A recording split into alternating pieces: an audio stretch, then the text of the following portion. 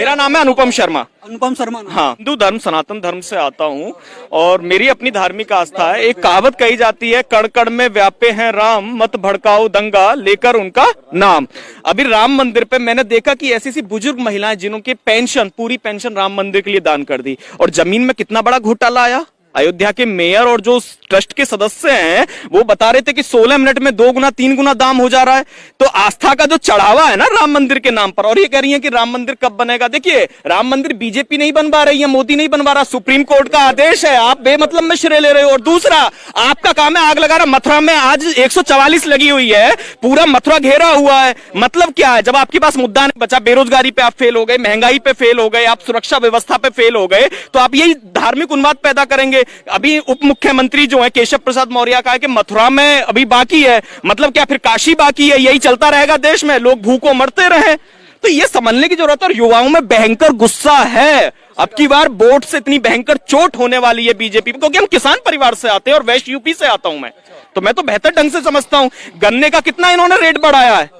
तो ये समझने की जरूरत है कि अगर इस देश को बचाना है तो ये सामाजिक समरसता होनी चाहिए। रही इस्लाम की बात, मुसलमानों की बात, देखिए इस देश में सभी धर्मों के लोग मिलजुल कर रहे हैं। मुसलमान हमारे पे 1000 साल से है, तब हिंदू 80% है, अब तब तो खत्म नहीं हुए। अब कौन सा संकट है, इसको समझने की जरूरत है। मेन मुद्दे है बेरोजगारी, शिक्षा का भी न्यू एजुकेशन पॉलिसी आई है, उसमें शिक्षा पर हमला बोला गया। तो लोगों को ये समझना है, युवाओं को समझना है कि बेहतर ढंग से वो मतदान करें। रेलवे कचरा हो गया, इंडियन एयरलाइंस कचरा हो गई, बीएसएनएल कचरा होने वाला है, एलआईसी कचरा होने वाला है। रुक जाइएगा, सारी जो सार्वजनिक संपत्तियां हैं वो कचरा है।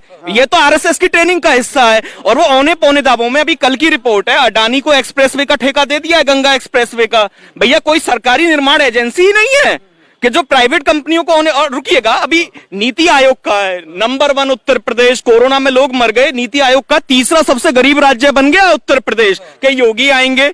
योगी क्या करेंगे आकर के? वैसी सत्यानाश मार दिया आएंगी। धर्म के नाम पर जो भी राष्ट्र बना वो बर्बाद हुआ। पाकिस्तान धर्म के नाम पर बना ना, 2 टुकड़े हो गए ना बांग्लादेश।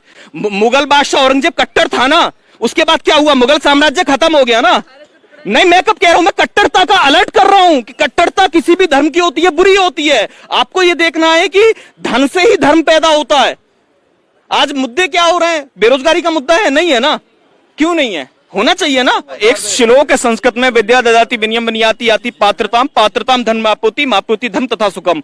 विद्या से विनय आती है, विनय से पात्रता आती है, और पात्रता से धन आता है, और धन से धर्म पैदा होता है। जब बेरोजगार होंगे तो देसी घी कहां से आएगा दिया जलाने को? प्रसाद भंडारा भी तो पैसे से ही होगा ना। तुम सार्वजनिक क्षेत्र की जितनी नौकरियां उनको खत्म कर दे रहे हो। ये कह रहे हो कि संविदा पे 5000 की 6000 की नौकरी कर लो। 5000 6000 10,000 पे कोई काम कर लेगा? महंगाई कहां से कहां पहुंच गई है। पेट्रोल 100 के पार है, सिलेंडर 1000 का हो रहा है, और तमाम चीजों पर जीएसटी, बुक्स पर जीएसटी लगा दी इन्होंने, स्टेशनरी पे जीएसटी लगा दी, अब कपड़ों पे 12% जीएसटी लगा दी। देखिए ये क्या है, इनका इवेंट्स मैनेजमेंट है पूरा। होता कुछ है, दिखाते कुछ है। अगर जितना पैसा विज्ञापन पे खर्च करते हैं, इतना अगर ये सरकारी योजनाओं पे खर्च कर देना, तो वास्तव में जमीनी स्तर पे परिवर्तन दिखाई देगा। और दूसरा, मैं एक बात और कह रहा हूं, जातिवाद भयंकर इस सरकार में, देखिए बिल्कुल भयंकर है।